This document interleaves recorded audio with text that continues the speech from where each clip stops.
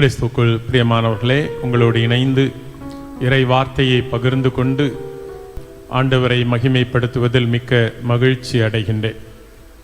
நம்முடைய வாழ்வை ஆய்வு செய்கின்ற இந்த நாட்களில் ஆண்டவருடைய அந்த அன்பையும் இரக்கத்தையும் உணர்ந்து கொள்வதற்காக சில கருவிகள் நமக்கு தேவைப்படுகின்றன. நம்முடைய வாழ்க்கை என்பது ஒரு பயணம். இந்த காலத்து பயணத்திற்கு மிகவும் தேவையானது ஜிபிஎஸ் என்ற ஒரு கருவி. நம்ம செல்ஃபோனில் இருக்கலாம் அல்லது காரில் இருக்கலாம். அந்த நீங்கள் எந்த இடத்துக்கு போக வேண்டுமோ அந்த இடத்தை அதில் நீங்கள் பதிவு செய்து விட்டால் அங்கே இருந்து ஒரு சகோதரி உங்களை வழி நடத்தி கொண்டே இருப்பார். இடது பக்கம் திரும்புங்கள், வலது பக்கம் சாய்ந்திருங்கள், நேராக போங்கள், திரும்பி வாருங்கள் என்று சொல்லி உங்களை இப்படி வழி நடத்தி கொண்டே இருப்பார். இதை மாதிரி ஒரு ஜிபிஎஸ் தேவை. அந்த ஜிபிஎஸ் எதுவென யாருக்காவது சொல்ல முடியுமா? என்னது? 2 பிரிவினர் 50% சொல்கிறாங்க பைபிள்னு, 50% சொல்லுகிறாங்க தூய ஆவின்னு. சரிதானா? ஓகே. இதில் தூய ஆவியானவர் தான் நம்முடைய ஜிபிஎஸ். நம்ம எப்படி போகணும், எப்படி வரணும், என்ன செய்யணும்னு சிந்திக்கிறவர். இரண்டாவது, அதற்கு ஒரு கருவி தேவை.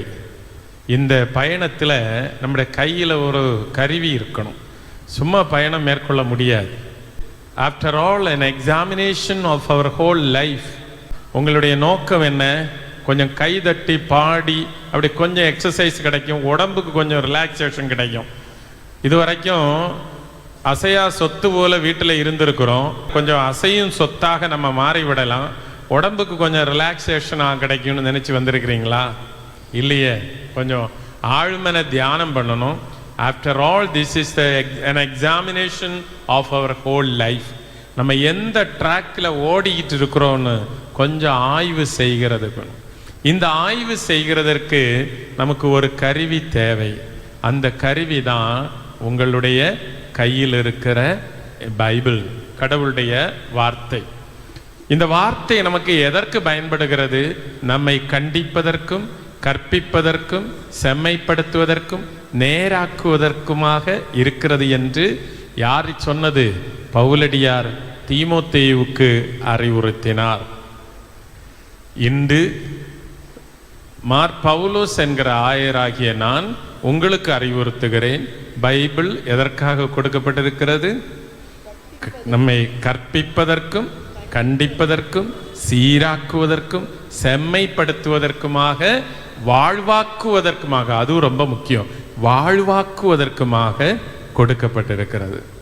அந்த உயிருள்ள வார்த்தையை நாம் இன்று தியானிக்க போகிறோம். நான் கொஞ்ச நாட்களுக்கு முன்னால் ஒரு மறை மாவட்டத்தில் தியானம் கொடுத்தேன்.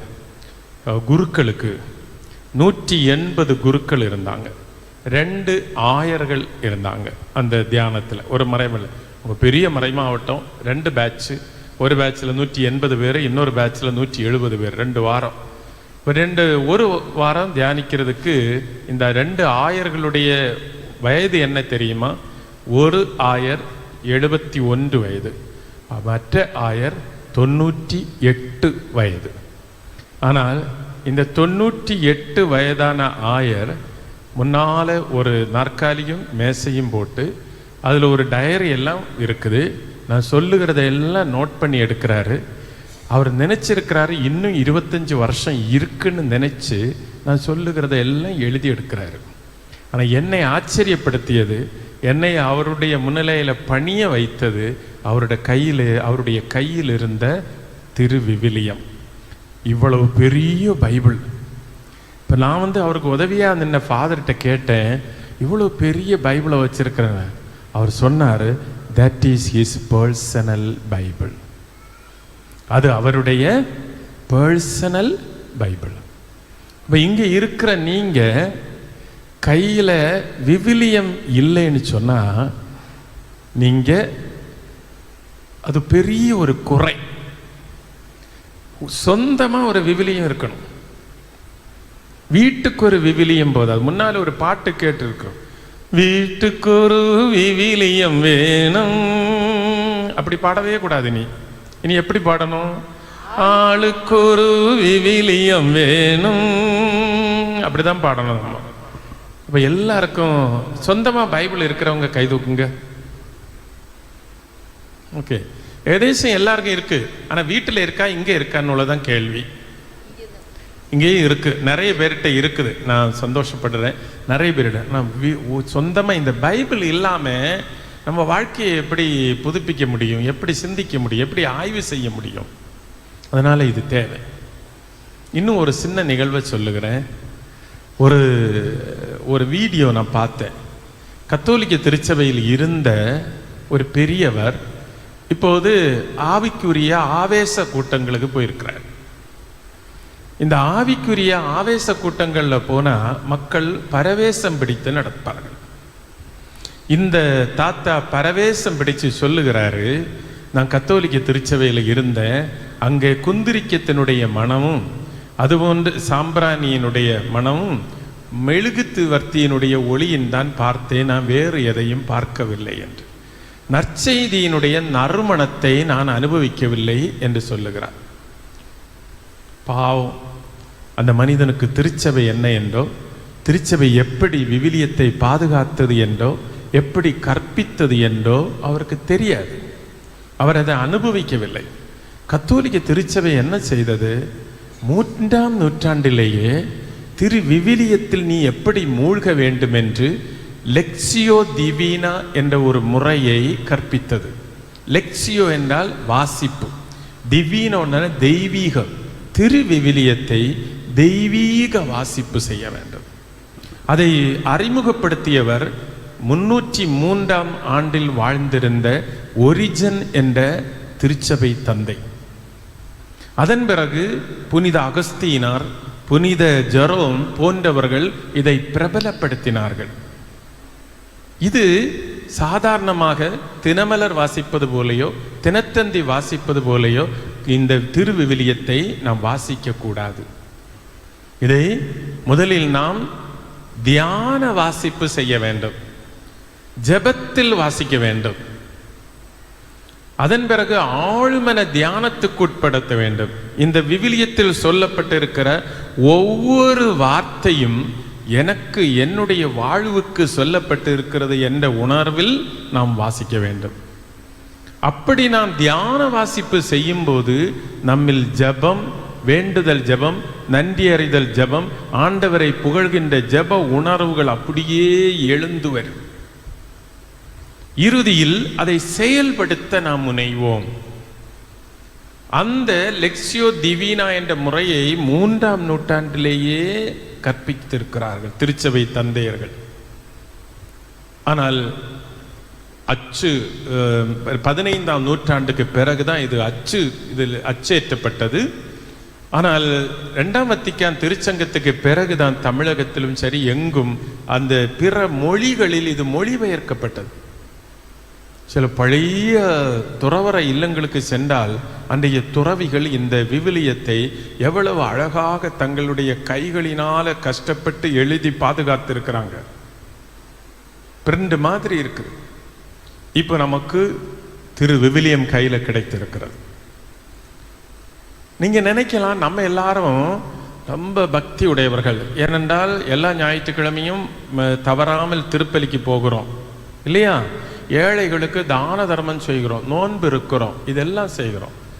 திரு வழிபாடு சரியாக அமைய வேண்டுமானால் நம்முடைய ஆன்மீக வாழ்க்கை பாணியில பாருங்க, திரு வழிபாட்டு வாழ்வு நமக்கு இருக்கிறது. நம்ம ஞாயிற்றுக்கிழமை திருப்பலி போகாமல் இருக்க மாட்டோம். திருப்பலி அல்லது திரு வழிபாடு சரியாக நடக்க வேண்டுமானால், அல்லது திரு வழிபாட்டு ஆன்மீகம் உனக்கு கிடைக்க வேண்டுமானால், நீ முதலில் திரு விவிலியத்தில் மூழ்க வேண்டும். ஒரு நாள் 2 நாளைக்கு முன்னால பிள்ளைகளிடத்துல சொன்னேன், நீங்க பைபிளை அரைச்சி கலக்கி குடிக்கணும். சும்மா பிள்ளைகளுக்கு மொழியிலேன்னு நினைச்சேன். பிள்ளைகள் நினைச்சாங்க நாளைக்கு அம்மா பைபிளை மிக்சியில் போட்டு அடித்து ஜூஸ் ஆக்கி தருவாங்க. காரணம் அரைச்சி கலக்கி குடிக்கணும்னு எல்லாம் சொல்லியிருக்கு. ஆனால் இந்த காலத்து பிள்ளைகளுக்கு இதுதான் லாங்குவேஜ்.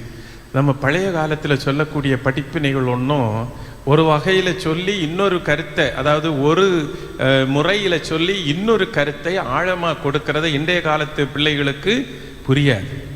இப்போ இந்த காலத்து பிள்ளைகளுக்கு இந்த காலத்து நீங்கள் ஆர்டிஃபிஷியல் இன்டெலிஜென்ஸ் மொழியில் பேசணும் அல்லது நீங்கள் செல் மொழியில் பேசணும் அப்படின்னா தான் பிள்ளைகளுக்கு புரியும்.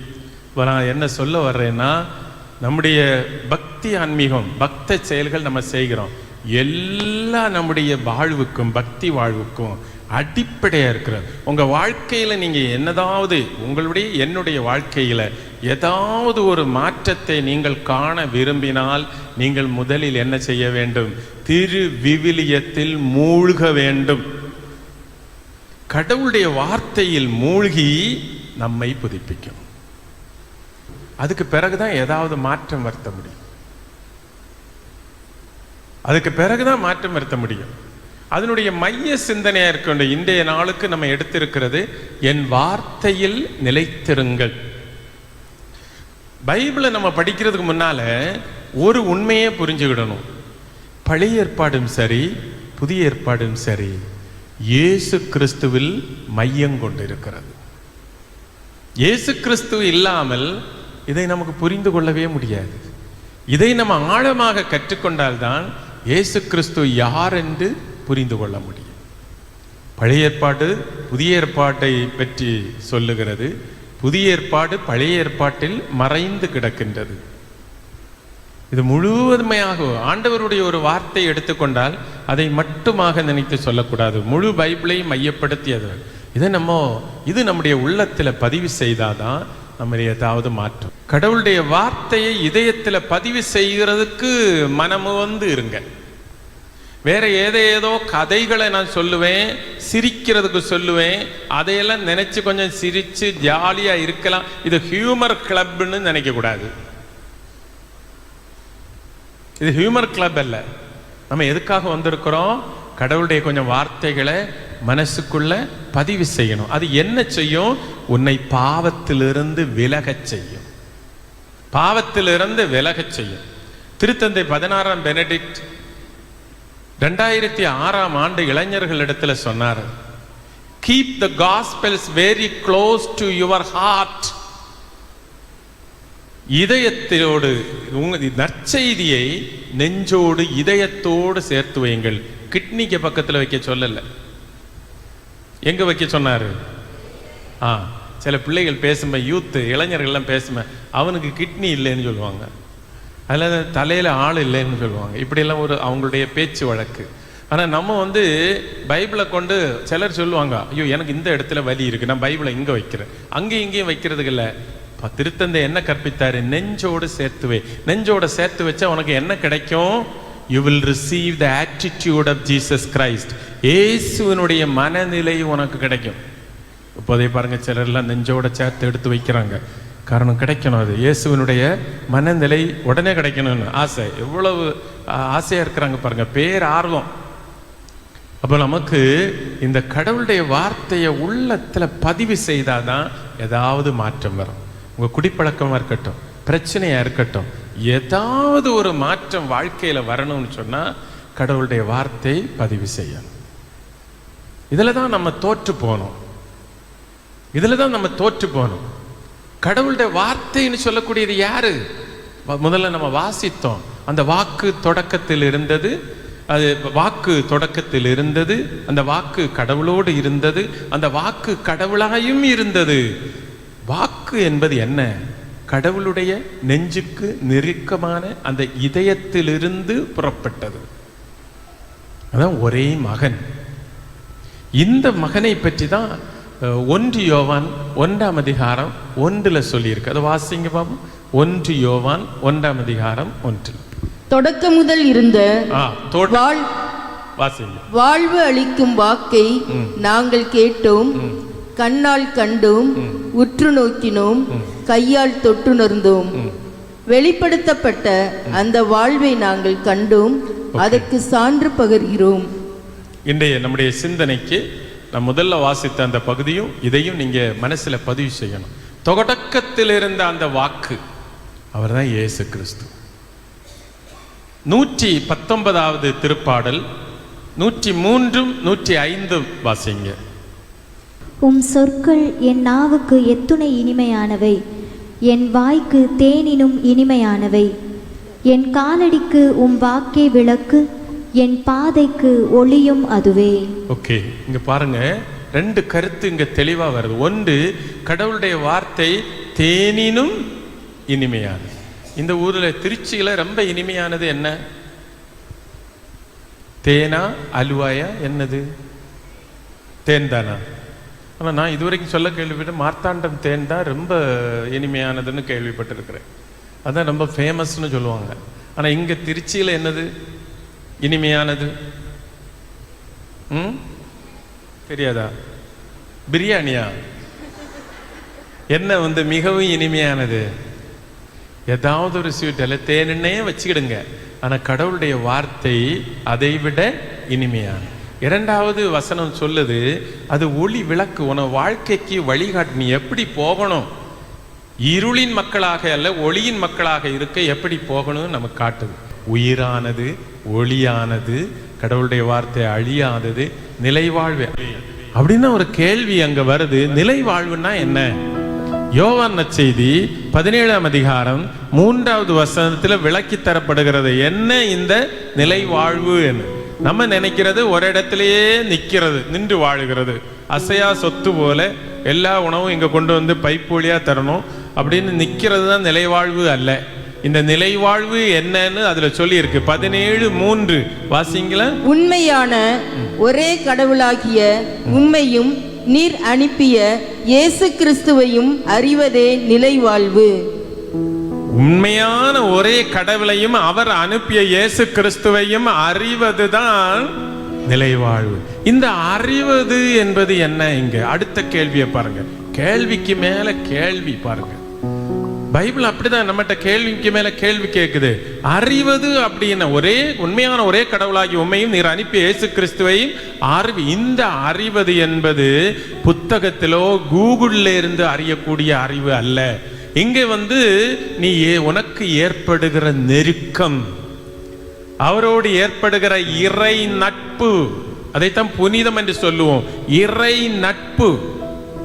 இயேசுவோடு பவுலடியாரை போல a passionate love for Jesus, a passionate love for Jesus.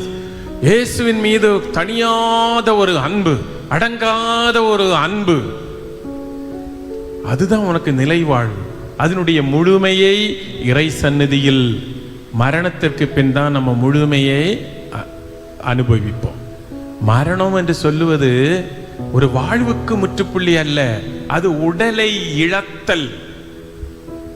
ஒருவருடைய மரணம் என்பது உடலை இழத்தல், அவ்வளவுதான்.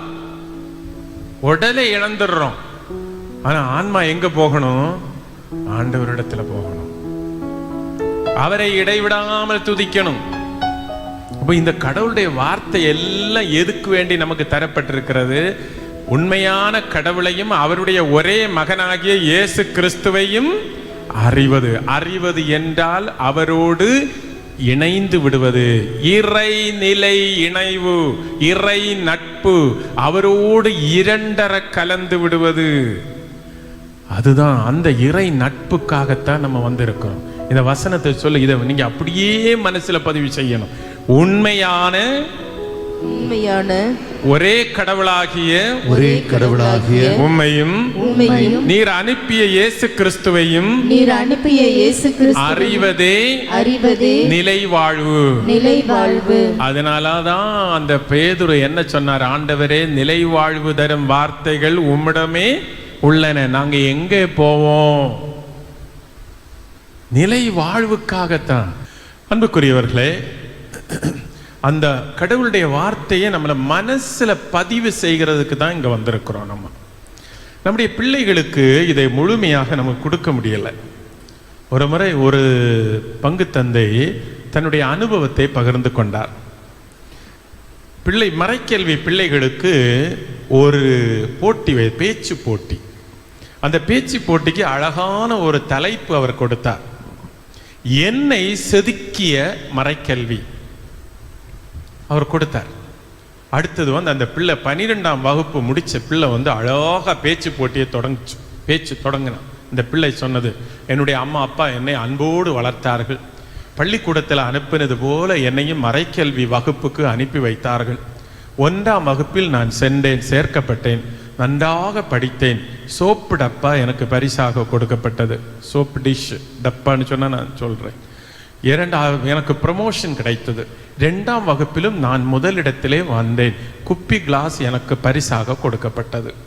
3ஆம் வகுப்பிலும் நான் முறையாக மறைக்கல்வி பயின்றேன், எனக்கு ஸ்டீல் கிளாஸ் கொடுக்கப்பட்டது. 4ஆம் வகுப்பில் நான் அழகாக பயின்று முதலிடம் பெற்றுக்கொண்டேன், அங்கு எனக்கு சாப்பிடுவதற்கு தட்டு கொடுக்கப்பட்டது. 5ஆம் வகுப்பிலும் நான் படித்தேன், நான் அங்கும் முதலிடம் பெற்றேன், எனக்கு அண்டா கொடுக்கப்பட்டது. 6ஆம் வகுப்பில் நான் பயின்றேன், எனக்கு குண்டா கொடுக்கப்பட்டது. 7ஆம் வகுப்பில் நான் பயின்றேன், முதலிடம் போண்டா பாக்ஸ் கொடுக்கப்பட்டது. போண்டான்னு தெரியுமா? சிறிய ஒரு பலகாரம். ஓகே, இப்படி இந்த பிள்ளை அடுக்கிட்டே போயிட்டு அந்த ஃபாதர் சொன்னார், 12ஆம் வகுப்பு வந்தபோது அந்த சின்ன பிள்ளை சொன்ன வார்த்தை என்னுடைய கன்னத்தில் அரைந்தது மாதிரி இருந்துன்னு சொன்னார். அப்படி அந்த பிள்ளை என்ன சொல்லிச்சு, இந்த மாதிரி சோப்பு டிஷ்ஷு, சீப்பு பொருட்கள், குப்பி கிளாஸு, ஸ்டீல் கிளாஸு, தட்டு, அண்டா இதெல்லாம் கொடுத்து கடைசியில் 12ஆம் வகுப்பில் அந்த பிள்ளைக்கு பெரிய பரிசு, கேஷ் அவார்டு எல்லாம் கொடுத்துருக்குறாங்க. கடைசியில் அந்த பிள்ளை சொல்லுச்சு, எல்லாம் கிடைத்தது. ஆண்டவர் சிலுவையில் சொன்னது மாதிரி எல்லாம் நிறைவேறிட்டுன்னு சொன்னது மாதிரி பிள்ளை சொல்லிச்சு, எல்லாம் கிடைத்தது, இயேசுவை மட்டும் கிடைக்கவில்லை.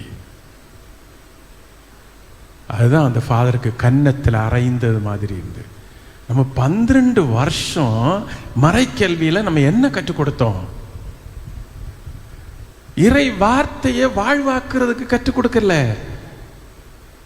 இயேசு யார், இயேசுவை தான் இந்த பைபிள்ல இருந்து எப்படின்னு நம்ம கற்றுக் கொடுக்கல. நம்ம நிறைய மானிட கல்வி, மனித நேய கல்வி அப்படின்னு எல்லாம் சொல்லி நிறைய காரியங்களை எல்லாம் சொல்லி கொடுத்தோம்.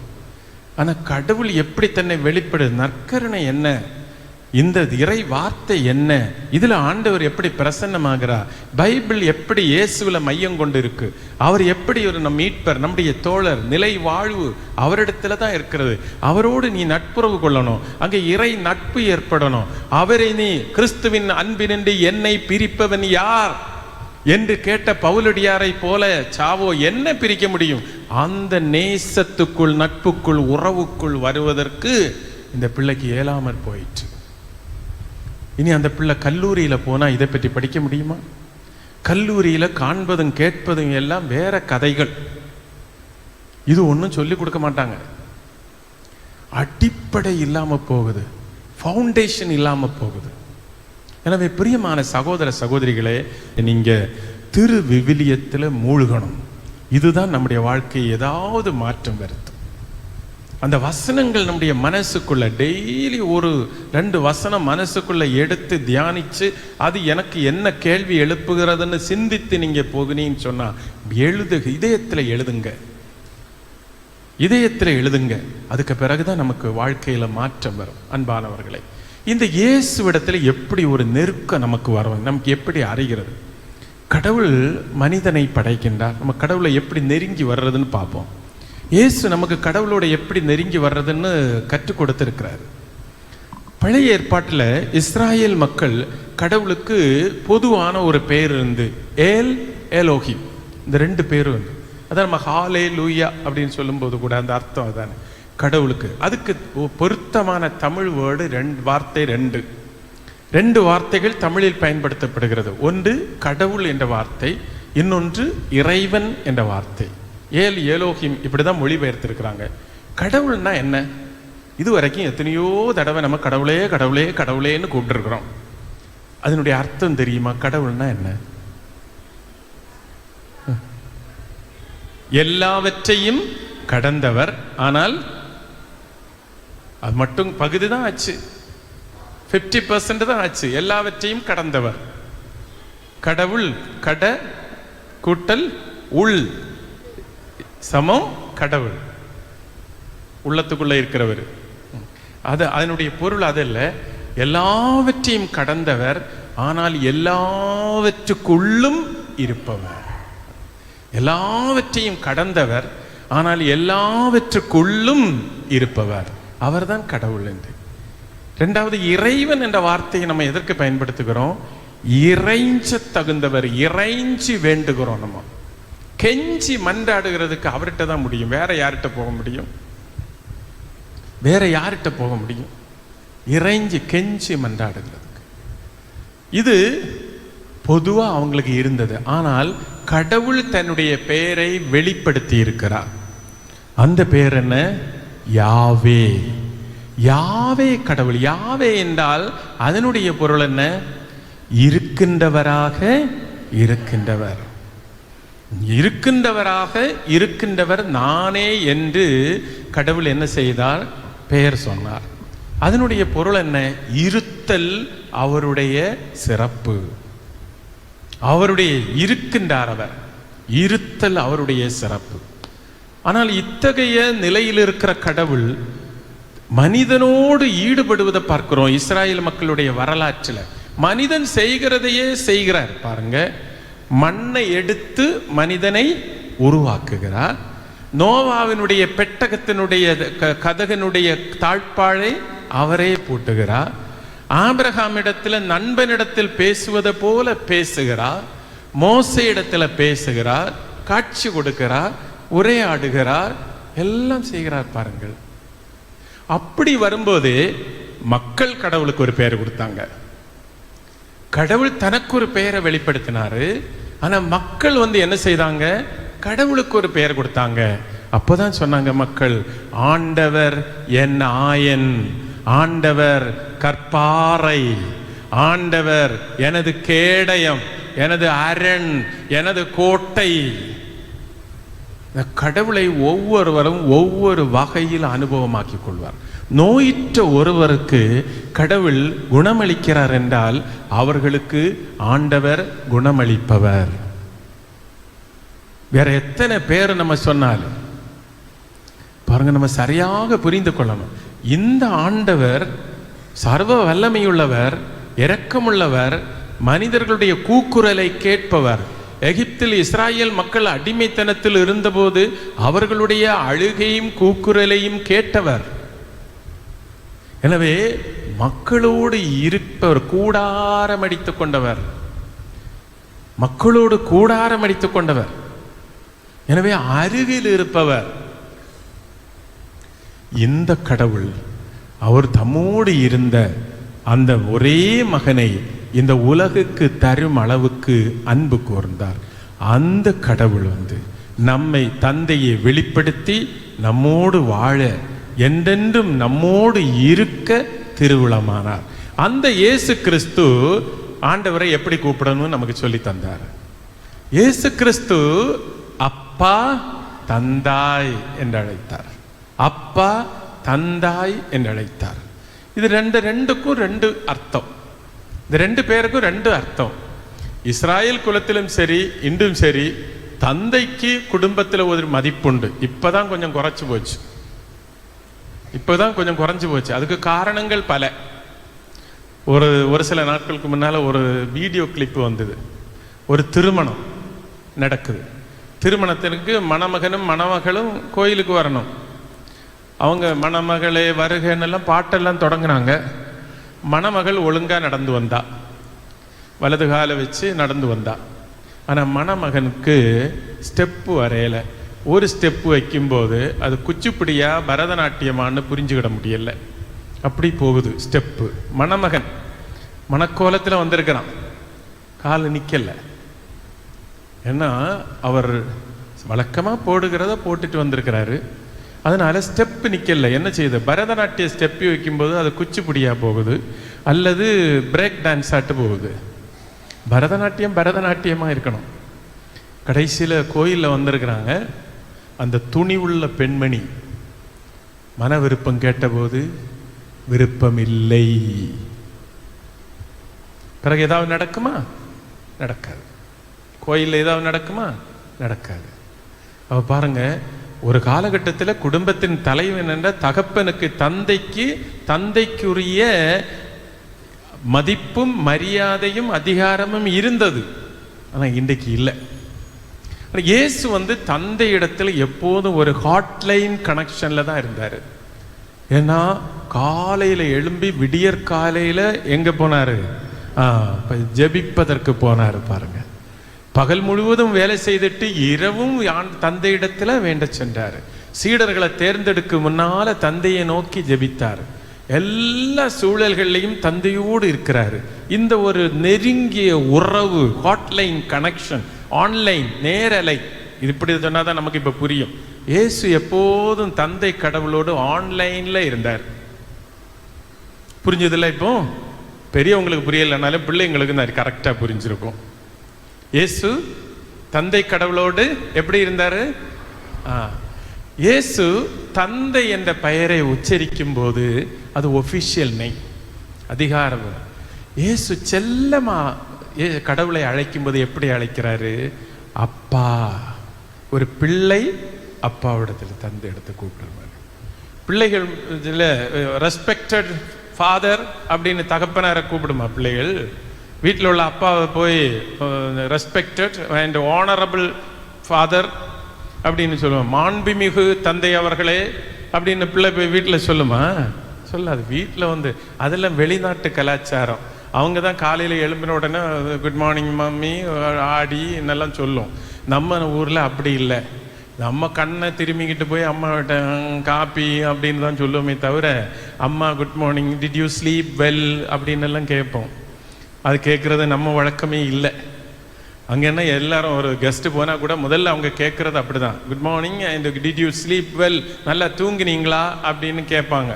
நம்ம தூக்கம் வந்திருக்காது. என்னாலும் நம்ம இந்தியர்களுடைய பாணின்னு சொல்லக்கூடிய நல்லா தூங்குனேன்னு சொல்லுவோம். போய் தான் சொல்லுவோம். பசிக்குதான்னு கேட்பாங்க. பசிச்சுட்டு இருக்கோம். என்னாலும் நம்ம என்ன சொல்லுவோம்? ஐயோ வேண்டாம், ஒன்றும் இல்லை, பசிக்கலைன்னு சொல்லுவோம். என்னாலும் போய் மேசையில் உட்காருவோம். இப்போ என்னாலும் சாப்பாட்டுக்கு உட்காருவோம். அதான் நம்ம சொல்லக்கூடிய ஒரு வழக்கம். அது சில பொய்களை நம்ம தெரியாமலே சொல்லிடுவோம். அப்படிப்பட்ட இதுகள். ஓகே, அதை விட்டுருங்க, அதை கதையை விட்டுருங்க. அப்போ நம்முடைய கருத்துக்கு வருவோம். இயேசு அப்பா என்று அழைக்கிறார். இதே மாதிரி தான் ஒரு உறவு நமக்கு தேவை இயேசுவோட. அதான் சீடர்கள் சொல்லுகிறாங்க பாருங்க. 1 யோவான் 1:1 வசனம் வாசிங்க.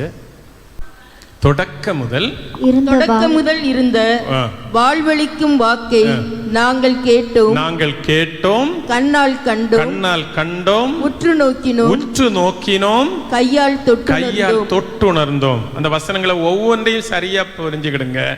இயேசுவை பற்றி தான் சொல்றாங்க. சீடர்கள் சொல்லுகிறாங்க, நாங்கள் அந்த தொடக்க முதல் இருந்த வாழ்வளிக்கும் வாக்கு மனிதரானார். அந்த மனிதரான வாக்கை நாங்கள் என்ன செய்தோம்? கேட்டோம். அவர்களுக்கெல்லாம் அவர் போதனை செய்தார். அவங்க கேட்டாங்க. கண்ணால் கண்டோம், அவரை நேரடியாக பார்த்தாங்க. உற்று நோக்கினோம், சும்மா பார்த்ததில்ல, உற்று நோக்கினோம், கையால் தொட்டுணர்ந்தோம். அந்த இயேசுவோட அந்த சீடர்கள் தான் அடுத்தது அதை என்ன செய்தாங்க? உலகெங்கும் கொண்டு சென்று அந்த அனுபவத்தை கொடுத்தாங்க. இந்தியாவில் எப்படி அந்த உணர்வு வந்தது? இயேசுவை தொட்டு உணர்ந்த யாராவது இந்தியாவுக்கு வந்திருக்கிறாங்களா? துயிர்த்தூதர் தோமையார் எப்படி? தோமையார் பயங்கர திறமசாலி. கண்ணு கொண்டு பார்க்கிறவர் இல்லை, கை கொண்டு பார்க்கிறவர், கை விரல் கொண்டு பார்க்கிறவர், கண்ணு கொண்டு பார்க்க மாட்டார். அவர் எப்படி பார்த்தாரு? இயேசுவோடு மிகவும் அன்பு கொண்டு நெருங்கி இருந்தவர் இல்லையா? வாருங்கள் நாமும் போய் அவரோடு இறப்போம் அப்படின்னு சொன்னவர்.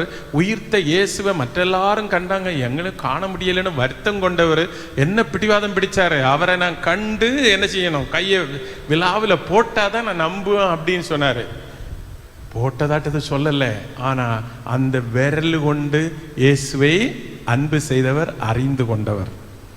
அந்த தோமையார் AD 52 இந்தியாவுக்கு வந்தார். இந்தியாவுக்கு வந்து கிறிஸ்துவனுடைய அந்த அனுபவத்தை இந்த நாட்டுக்கு பகிர்ந்து தந்தார். அந்த சபை தான் 15ஆம் நூற்றாண்டு வரைக்கும் மார்த்தோமா கிறிஸ்தவர்கள் என்று குறிப்பா இன்றைய கேரள பகுதியில் இருந்தாங்க. கத்தோலிக்க திருச்சபை 3 மொழிகளில தான் அதிகமாக வளர்ந்திருக்கு. திருச்சபை நற்செய்தியை போதித்ததே மிகச்சிறந்த வகையில் 3 மொழிகள் தான்.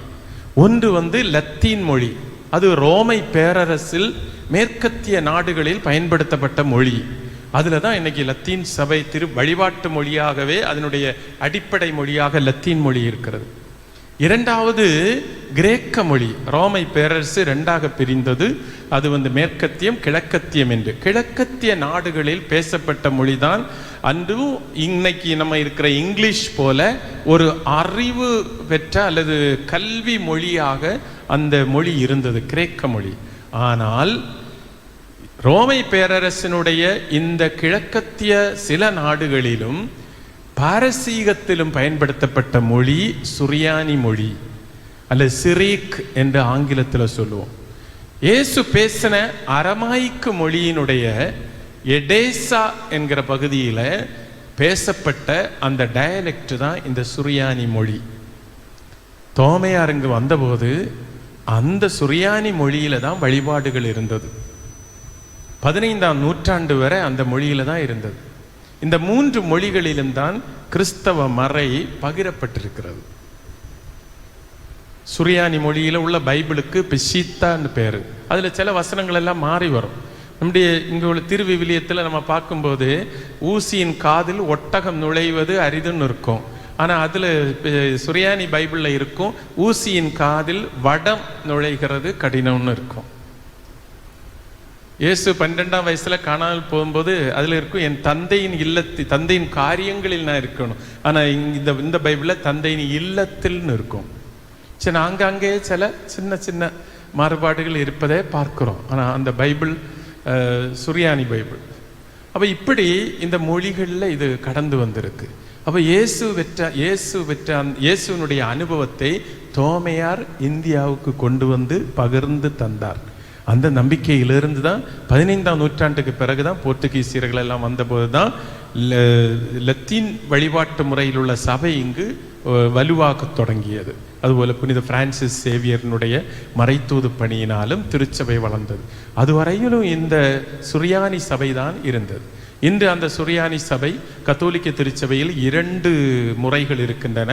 ஒன்று மலங்கரை சுரியானி கத்தோலிக்க திருச்சபை, இன்னொன்று சிரோ மலபார் திருச்சபை. அந்த 2 சபைகளும் இந்த கத்தோலிக்க திருச்சபை. ஆனால் கத்தோலிக்கர் அல்லாத பல சபைகள் இருக்கின்றன. 4-5 சபைகளாக இந்த மார்த்தோமா கிறிஸ்தவர்கள் பிரிந்து கிடப்பது பரிதாபம்.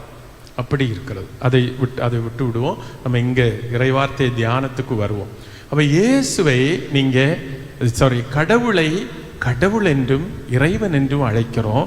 அதே வேளையில் நம்ம என்ன செய்யணும்? நாமே உணர்ந்து கொண்டால் என் கோட்டை, என் கேடயம், என்னை அன்பு செய்கிறவர், நேசிக்கிறவர், நம்ம உணர்ந்தால் தான் போக. இயேசு உணர்ந்ததுனால, ஒரு ஆன்லைன் கனெக்ஷன் இருந்ததுனால அவர் எப்படி சொன்னார்? அப்பா தந்தாய் என்று செல்லமாக அழைத்தார். அப்பா தந்தாய், கூடுமானால் இந்த துன்ப கிண்ணம் என்னை விட்டு அகன்று போக கடவுது, எனினும் எனது விருப்பமல்ல உமது திருவுளம் என்று வேண்டினார். பிரியமான சகோதர சகோதரிகளே, இந்த இயேசுவோடு ஒரு மிகுந்த நெருக்கம் நமக்கு தேவை. உண்மையாகவே நம்முடைய வாழ்க்கையில் நம்ம ஒரு மனம் திரும்புதல், மன மாற்றம் ஏற்பட வேண்டுமானால் நிச்சயமாக கடவுளின் வார்த்தைக்குள் நாம் மூழ்க வேண்டும். அதை வாசித்து தியான வாசிப்பு செய்ய வேண்டும். நம்முடைய மனித வாழ்வு என்பது உறவுகளில் பின்னி பிணைந்து கிடக்கிறது. அது உறவுகள், குடும்ப உறவுகளாக இருக்கலாம், கடவுளோடம் உள்ள உறவு, பிறரிடம் உள்ள உறவு. கடவுள் எப்படி மனிதனை படைத்திருக்கின்றார் என்று பாருங்கள். அவனை எப்படி படைத்தார்? அவனை ஒரு மேலான கதியில் படைத்தார். மற்ற எல்லா உயிரினங்களையும் விட மகுடமாக, படைப்பின் மகுடமாக படைத்தார். அவனுடைய அந்த படைப்பின் நிலையை என்ன சொல்லுகிறோம் என்று சொன்னால் அருள் நிலை என்று சொல்லுகிறோம். அவனுக்கு மகிமையின் ஆடையை உடுத்தினார். அந்த மேலான அருள் நிலையில, கடவுளுடைய அன்பில், இரக்கத்தில், பரிவில் அவன் மூழ்கி இருந்தபோது அவனுக்கு துன்பம் இல்லை, சாகாமை இருந்தது, துயரம் இல்லை, நோய் இல்லை, கவலை கஷ்டங்கள் எதுவும் இல்லை.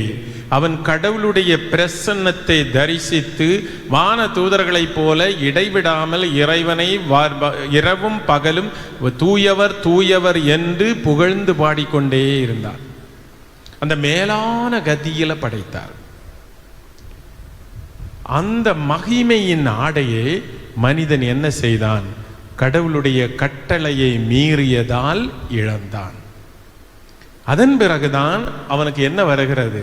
துன்பம், துயரம், சாவு, இக்கட்டுகள், நோய்கள் எல்லாம் வருகிறது, எல்லாம் வருகிறது. இந்த மனிதனை கடவுள் அப்படியே விட்டுவிடவில்லை, அப்படியே விட்டுவிடவில்லை. அவனை மீட்பதற்கு தம் ஒரே மகனை அனுப்புகிறார். இப்போ மனிதன் நம்ம எல்லாரும் எப்படி வாழணும்? கடவுளோடு உள்ள உறவிலும் சகோதரர்களோடுள்ள உறவிலும் நாம் வாழ வேண்டும்.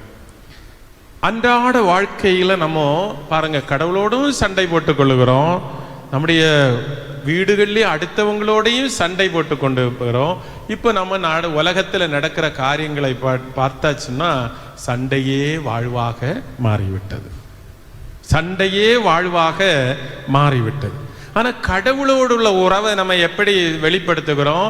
நம்முடைய ஜெபங்கள், காணிக்கைகள், நேர்ச்சைகள் இல்லையா? இது வாயிலாக, இவை வாயிலாக நாம் கடவுளோடு நம்ம ஒன்றித்து இருக்கிற.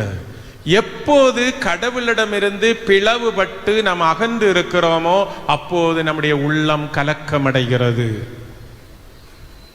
கடவுள்கிட்ட இருந்து எப்படி நம்ம பிரிஞ்சு போகிறோமோ, அகன்று போகிறோமோ அப்போது நம்முடைய உள்ளம் கலக்கமடைகிறது. அதுக்காகத்தான் கடவுளோடு இப்படி அகன்று போகும்போது தான் நம்ம இப்படிப்பட்ட தியான கூட்டங்களுக்கு வந்து திரும்பி வருகிறதுக்கு பார்க்கிறோம். ஆண்டவர் இயேசு இந்த உலகத்தில் போதிக்க தொடங்கின போது முதல்ல சொன்னது என்ன? மனமாற்றம் காணுங்கள், ஒப்புரவாகுங்கள், மனமாற்றம் காணுங்கள். இந்த மனமாற்றத்துக்கு ஒரு 2-3 வார்த்தை நம்ம சொல்லுவோம். பச்சாத்தாபம், பாவ சங்கீர்த்தனம், ஒப்புரவு, இப்படி 3 வார்த்தைகள் சொல்லுவோம். இது 3க்கும் 3 வகையான அழுத்தம் உண்டு. பச்சாத்தாபம் எதை அழுத்துகிறது என்று சொன்னால், பச்சாத்தாபம் என்பது அந்த பாவத்தை நினைச்சு நம்முடைய மனதுக்குள்ள ஏற்படக்கூடிய வருத்தத்தை குறிப்பிடுகிறது. அதற்கு இந்த விவிலிய வசனங்கள் நமக்கு உதவும், நம்மை கண்டிப்பதற்கு, நம்மை சீர்படுத்துவதற்கு, செம்மைப்படுத்துவதற்கு நமக்கு உதவும். அதான் மன வருத்தம். இரண்டாவது, இந்த பாவங்களை கடவுளுக்கு விரோதமாக கடவுளுடைய கட்டளையை மீறி கடவுளை போல் ஆக நம் விரும்பியதனுடைய விளைவுகள் என்ன? அவரிடமிருந்து இந்த அறிக்கையிட்டாக வேண்டும். கடவுளிடத்திலேயே நம்முடைய குறைகளை, பாவங்களை நாம் அறிக்கையிட்டாக வேண்டும். மூன்றாவது வருவது ஒப்புரவு. ஒப்புரவு தான் அந்த வார்த்தை என்ன சொல்லுகிறது? இந்த கட்டளை மீறுதலால் ஏற்பட்ட பிளவுகளிலிருந்து நம்மை ஒன்றுபடுத்துகிறது. கடவுளிடமிருந்து அகன்று போனோம், சகோதரர்களிடமிருந்து அகன்று போனோம். பாவத்தினால ஏற்பட்ட விளைவுகள் என்ன என்ன? கடவுள்கிட்டேருந்து நீங்கி போயிருக்கிறோம், அந்த மகிமையின் ஆடையை இழந்துட்டோம், அருள் நிலையில இல்லை, பாவ நிலைக்கு தள்ளப்பட்டோம். அருள் நிலையில் இல்லை. இதுதான் நம்முடைய வாழ்க்கையினாலே என்ன? அருள் நிலையிலிருந்து பாவ நிலைக்கு விழுகிறது, மீண்டும் ஒப்புரவாகி பாவ நிலையிலிருந்து அருள் நிலைக்கு போகிறது, மீண்டும் கீழே விழுகிறது, விழுகிறது எழும்புகிறது, விழுகிறது எழும்புகிறது. இதுதான் நம்ம வாழ்க்கை. குறிப்பாக கத்தோலிக்கர்களுக்கு பயங்கர ஓவர் கான்ஃபிடென்ஸ், பயங்கர நம்பிக்கை. என்னன்னா, திங்கக்கிழமை எல்லாம் தேவையில்லாத எல்லாம் தின்னுகிறது, செவ்வாய்க்கிழமை செய்யக்கூடாததெல்லாம் செய்கிறது, புதன்கிழமையெல்லாம் புற இனத்தாரோட அல்லது பிறரோட சண்டை, வியாழக்கிழமை வீட்டில் சண்டை, வெள்ளிக்கிழமை வெட்டுங்குத்தம், சனிக்கிழமை சகலர்கிட்டையும் சண்டை, ஞாயிற்றுக்கிழமை சாமியார்கிட்ட போய் காலையில் போய் வரிசையாக நின்று பாவி சுவாமியாக இருக்கிறேன், நான் கடமையில் தவறினேன், ஜெபம் செய்யவில்லை, அது செய்யவில்லை, இது செய்யவில்லை, எல்லாம் எல்லாம் ஆண்டவரிடத்துல சொன்ன மாதிரி பாவி சாமியாரா நான் பாவி சுவாமி, நான் பாவியாக இருக்கிறேன்னு சொல்லணும். அந்த பயங்கர டென்ஷனில் இப்படி வந்துடும், பாவி சுவாமியாக இருக்கிறேன் அப்படி வந்துடும்.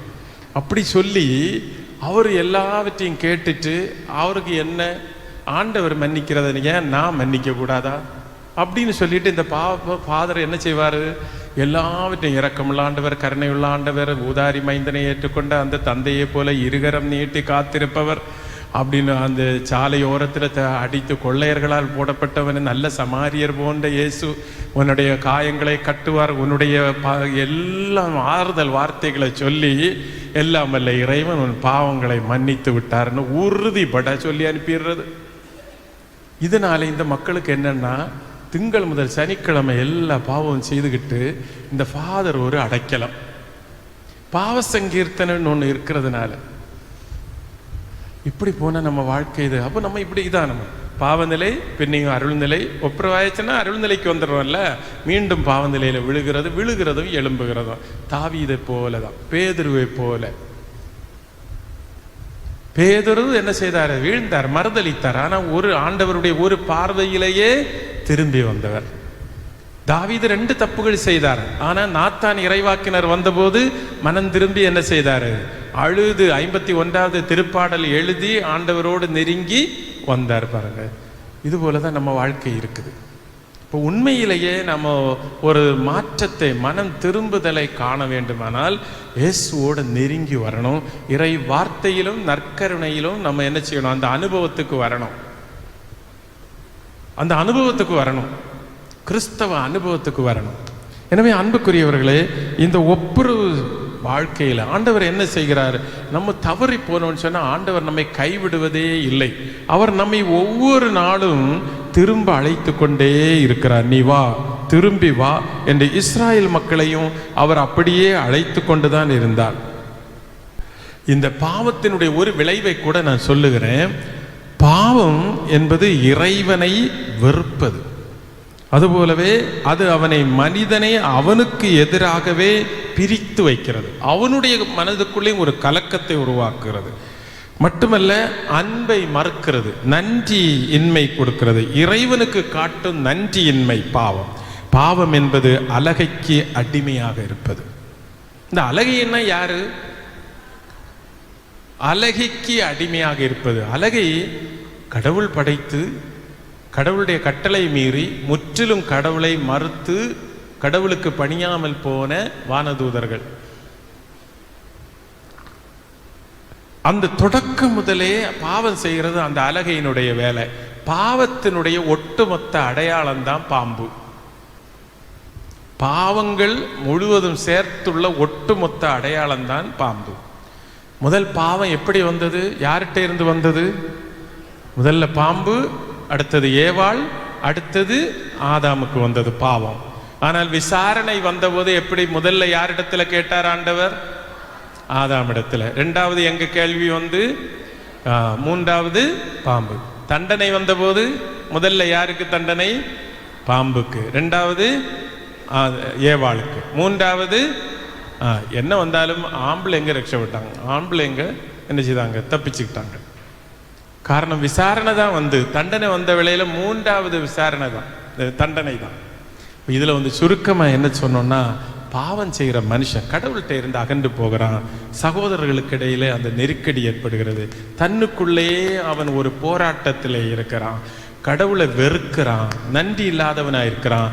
சுருக்கத்துல சொன்னா அவன் அலகைக்கு அடிமையாக இருக்கிறான். இதுல இருந்து நம்ம விடுபடுவதற்கு இயேசுவோட ஒரு நெருங்கிய உறவுல இருக்கணும். பிரியமான சகோதர சகோதரிகளே, நம்ம இப்படி இன்னைக்கு நம்ம வாழ்க்கை என்ன நிலைமையில இருக்கிறோம்? இன்றைக்கு நீங்க போகும்போது கூட நம்ம எப்படி இருக்கிறோம்? கடவுள் இயேசுவோட உள்ள இந்த அன்பில் வளருகிறதுக்குள்ள மார்க்கம் என்ன? படிநிலைகள் என்ன? முதலாவது கடவுளோடு உள்ள அந்த உறவுல ஜெபிக்கிறது தான், உரையாடல் தான், இயேசுவோட நெருங்கி இருப்பது.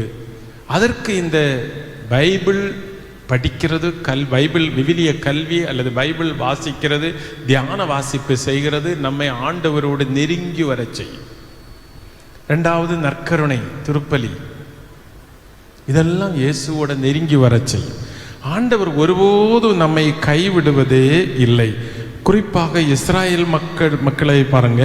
எரேமியா 3:22 எடுத்து வாசிக்கலாமா? 3:22.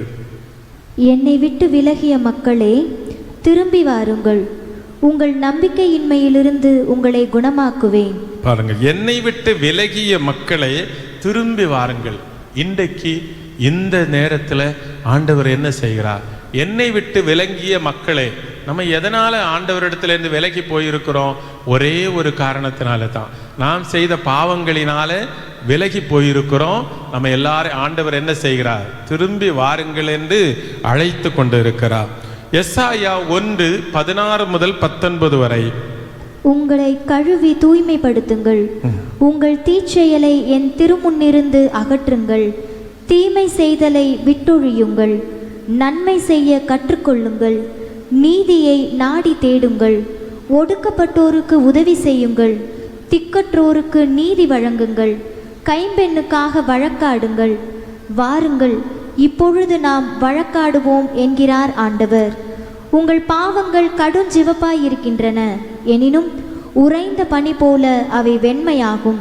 இரத்த நிறமாய் அவை சிவந்திருக்கின்றன, எனினும் பஞ்சை போல அவை வெண்மையாகும். போதும், நம்ம கவனமாக கேட்டோம். உங்கள் பாவங்கள் கடுஞ்சிவப்பாக இருக்கின்றன, எனினும் உறைந்த பனி போல அவை வெண்மையாகும்.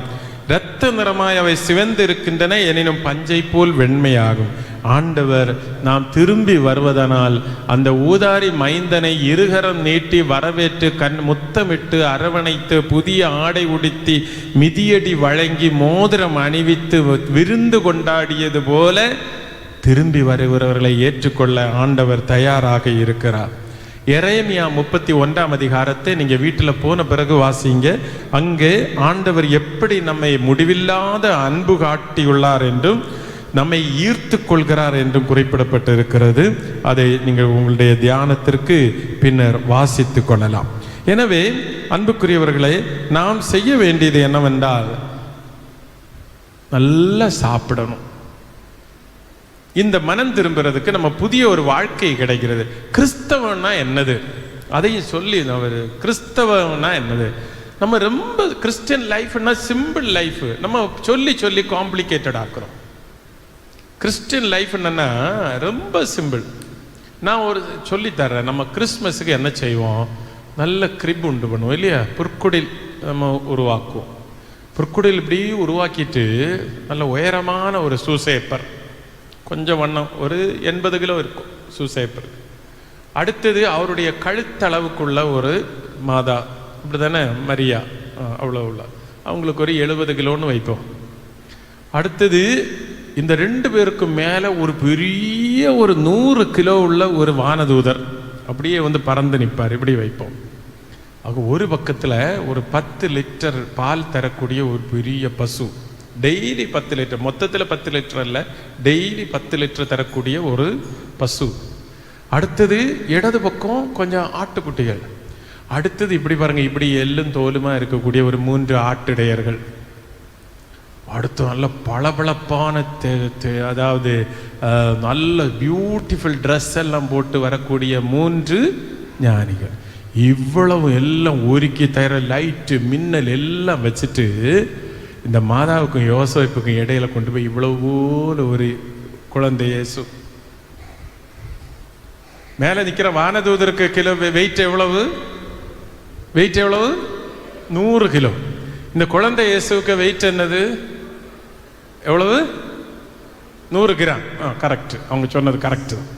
இந்த பைபிளில் எங்கே இருக்குன்னு மட்டும் என்கிட்ட கேட்கக்கூடாது, இந்த 100 கிராம் வச்சிருக்குன்னு சொல்லிட்டு 100 கிராம். ஆனால் என்ன நடக்குது பாருங்க, அந்த 3 ஞானிகள் வந்தாங்க, இந்த குழந்தை இயேசுவை கண்டாங்க, கண்டுட்டு திருப்பி அதே ரூட்டில் போனாங்களா, மாற்று பாதையில் போனாங்களா? இதுதான் கிறிஸ்தவம், இதுதான் கிறிஸ்தவம். இயேசு என்கிற நபரை சந்தித்து நீ ஒரு புதிய ரூட்டில் பயணிக்கிறாய், அவருடைய நெறிமுறையில நீ பயணிக்கிற. இந்த இயேசுவை நீ சந்திக்கிறதுக்கு தான் இன்னைக்கு வந்திருக்கிறது. சந்திச்சுட்டு திரும்பி அதே ரூட்டில் போகக்கூடாது. எந்த ரூட்டில் போகணும்? புதிய பாதையில் போகணும். அந்த ஞானிகள் புதிய பாதையில் பயணித்தது போல புதிய பாதையில். இதுதான் கிறிஸ்தவம், இதுக்கு மேலே ஒன்றும் இல்லை. பாக்கி எல்லாம் இதுக்கு விளக்கங்கள் தான்.